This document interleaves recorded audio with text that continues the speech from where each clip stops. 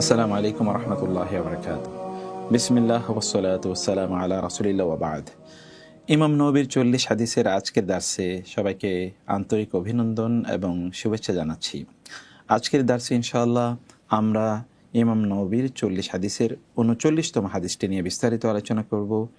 সে হাদিসের মৌলিক বক্তব্যগুলো আমরা গভীর বিশ্লেষণের মাধ্যমে আমাদের জীবনের সাথে সঙ্গতিপূর্ণ জায়গাগুলো আমরা অধিকতর ফোকাস করে আলোচনা করব ইনশাআল্লাহ, এবং হাদিসের উপর ভিত্তি করে কী কী শিক্ষা আমরা অর্জন করতে পারি, কী শিক্ষা নিতে পারি, সেই বিষয়গুলো আমরা আলোচনা করব। আল্লাহ তাআলা আমাদের তৌফিক বাড়িয়ে দিন, আল্লাহুম্মা আমিন। রব্বি ইশরাহ লি সাদরি ওয়া ইয়াসসির লি আমরি ওয়াহলুল উকদাতাম মিন লিসানি ইয়াফকাহু কওলি, আল্লাহুম্মা আমিন ইয়া রাব্বাল আলামিন।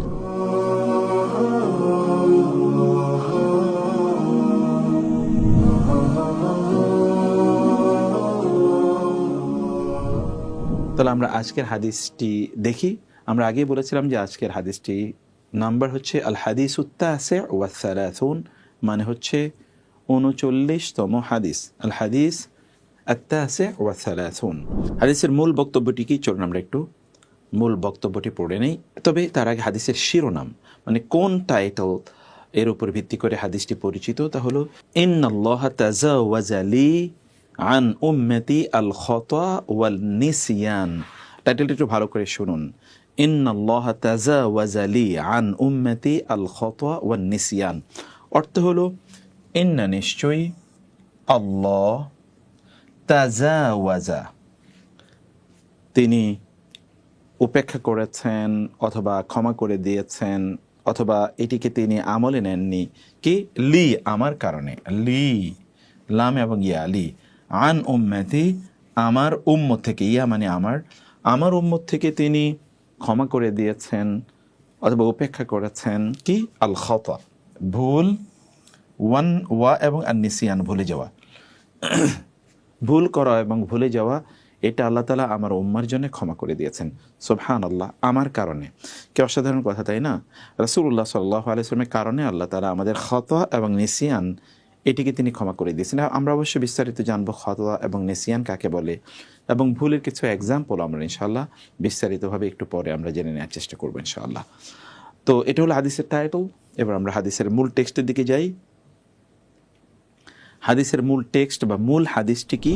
আন ইবনে আব্বাসিন রাদিয়াল্লাহু তাআলা আনহুমা আন্না রাসূলুল্লাহি সাল্লাল্লাহু আলাইহি ওয়াসাল্লাম ক্বালা ইন্নাল্লাহা তাজাওয়াজা লি আন উম্মতি আল খাতা ওয়ান নিসিয়ান ওয়া মাস্তুকরিহু আলাইহি হাদিসুন হাসানুন রাওয়াহু ইবনু মাজাহ। আন ইবনে আব্বাসিন, আব্দুল্লাহ ইবনু আব্বাস রাদিয়াল্লাহু তাআলা আনহুমা হতে বর্ণিত, তারা কি বলছেন? আন্না, নিশ্চয়ই, রাসূলুল্লাহি সাল্লাল্লাহু আলাইহি ওয়াসাল্লাম, রাসূলুল্লাহ সাল্লাল্লাহু আলাইহি ওয়াসাল্লাম ক্বালা, তিনি বলেছেন, কি বলেছেন? ইন্না, নিশ্চয়ই, আল্লাহ তাজাওয়াজা, ক্ষমা করে দিয়েছেন, উপেক্ষা করেছেন, আন, তাজাওয়াজের পরে লাম ইয়াজির লি, এখানে লাম অ্যান্ড ইয়া, লাম মানে হচ্ছে লামজিলি মানে হলো জন্যে, আর ইয়া মানে হচ্ছে আমার। তাজাওয়াজা লি, আমার জন্যে, তাজাওয়াজা লি, আমার জন্যে আল্লাহ তাআলা ক্ষমা করে দিয়েছেন। আন উম্মতি, আন হতে, উম্মতি এখানে একটা ইয়া আছে, মানে আমার উম্মত থেকে আল্লাহ তাআলা তিনি কি করেছেন? উপেক্ষা করেছেন অথবা এগুলোকে ক্ষমা করে দিয়েছেন আমার কারণে, কি, আল খাতা, ভুল করা, ওয়ান নিসিয়ান, ওয়া এবং আন-নিসিয়ান, ভুলে যাওয়া। ভুলে যাওয়া এবং ভুল করাকে আল্লাহ তাআলা আমার উম্মার জন্য ক্ষমা করে দিয়েছেন আমার কারণে। এটি আল্লাহ সুবহানাহু ওয়া তাআলা কেন ক্ষমা করে দিলেন? এটা রাসূলের বৈশিষ্ট্য, তার বিশেষত্ব। এবং 3 নম্বরে কি, তাহলে 1 নম্বরে কি ক্ষমা করে দিয়েছেন? আল খাতা। 2 নম্বরে কি ক্ষমা করে দিয়েছেন? আন-নিসিয়ান।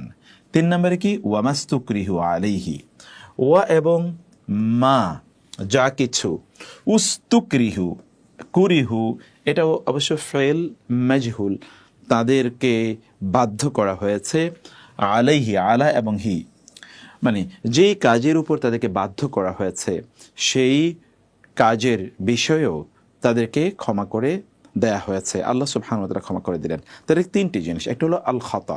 খাতা মানে হচ্ছে কেউ যদি ভুল করে কোনো অপরাধ করে, মানে তিনি জানতেন না যে ভুল, মানে এখানে এই অপরাধ বা এই কাজটি করলে অপরাধ হবে, তিনি এটি জানতেন না, এ কারণে তিনি এটি করেছেন। যেমন ধরুন কোনো অমুসলিম দেশে কোনো একজন ব্যক্তি মাত্র মুসলিম হয়েছেন, কিন্তু তিনি জানেন না যে সিনেমা দেখা হারাম, গান বাদ্য মিউজিক ইত্যাদি শোনা হারাম, কিন্তু তিনি মাত্র মুসলিম হয়েছেন, এই সকল আনুষঙ্গিক জিনিসগুলো এখনও তার জানা হয়ে ওঠেনি, তাহলে তিনি যদি এটি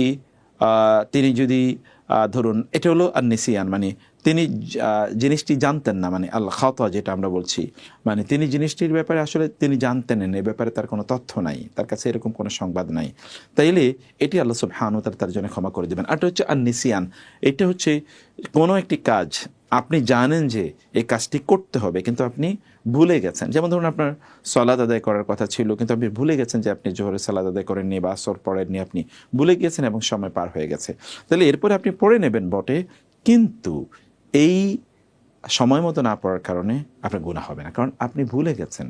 আল্লাহ সুবহানাহু ওয়া তাআলা এর বিশাল মার্সি, এটি বিশাল অনুগ্রহ। এবং 3 নম্বরে কি ওয়ামাস্তুকরিহু আলাইহি, মানে কোনো কাজ যদি কাউকে বাধ্য করা হয় করার জন্য, যেমন ধরুন আপনাকে কোনো একজন ব্যক্তি আপনার জীবনের হুমকি দিয়ে জীবন নাশ করে দেবে, হয়তো বা ধরেন গান পয়েন্টে আপনাকে বললো কোনো একটি কথা বলার জন্য, সেটা একটা মিথ্যা হতে পারে ফর এক্সাম্পল। যদি আপনার লাইফ থ্রেটেনিং হয় তাহলে সেটি আপনি করতে পারেন। 2 নম্বর বিষয় হচ্ছে যেমন আপনি কোনো একটা জায়গায় এমন কোনো একটা অঞ্চলে গিয়েছেন যেখানে কোনো হালাল খাবার নাই, আর আপনি যদি গ্রহণ না করেন তাহলে কিন্তু আপনি মারা যাবেন, তাইলে আপনি জীবন বাঁচানোর জন্য ততটুকু হারাম আপনি গ্রহণ করতে পারবেন যতটুকু খেলে কেবল আপনার জীবনটা বাঁচবে, তার চেয়ে বেশি না। এরকম অনেক উদাহরণ যেটা আমরা ইনশাআল্লাহ পরে বিস্তারিত আলোচনা করব। তাহলে হাদিসটি খুবই গুরুত্বপূর্ণ, একটা হাসান হাদিস। এর আগে আমরা বলেছি হাসান হাদিস কাকে বলে, যে হাদিসের রাভি তিনি তার দপ্তের দিক থেকে, মানে তার রিটেনটিভ পাওয়ার, এর ক্ষেত্রে তিনি একটু সহিহ হাদিসের রাবিদের চেয়ে একটু পিছিয়ে, তাকে যদি আপনি সহিহ হাদিসের রাবিকে যদি আপনি 100 দেন তাহলে এখানে হয়তো আপনি 90 বা 95 যেতে হবে। এই কারণে হাদিসটি হাসান এর পর্যায়ে চলে আসে। হাসান হাদিস এটি আসলে সহিহ হাদিসেরই একটা ক্যাটাগরি। তো আলহামদুলিল্লাহ আমরা হাদিসের অর্থ আমরা জানলাম। হাদিসের অর্থ এক নজরে একটু আপনাদেরকে দেখিয়ে নেই। হাদিসের অর্থ আব্দুল্লাহ ইবনে আব্বাস রাদিয়াল্লাহু তাআলা আনহুমা হতে বর্ণিত, রাসূলুল্লাহ সাল্লাল্লাহু আলাইহি ওয়াসাল্লাম বলেছেন, আমার উদ্দেশ্যে আল্লাহ আমার উম্মতের অনিচ্ছাকৃত ত্রুটি ও ভুল ক্ষমা করে দিয়েছেন এবং তার সে কাজ যা করতে সে বাধ্য হয়েছে। হাদিসটি হাসান ইবনু মাজা হাদিসটি উল্লেখ করেছেন, ইমাম বাইহাকিও হাদিসটি উল্লেখ করেছেন এবং আরও অনেকেই হাদিসটি বর্ণনা করেছেন। হাদিসটি হাসান পর্যায়ে আমরা এতটুকু বুঝতে পারলাম।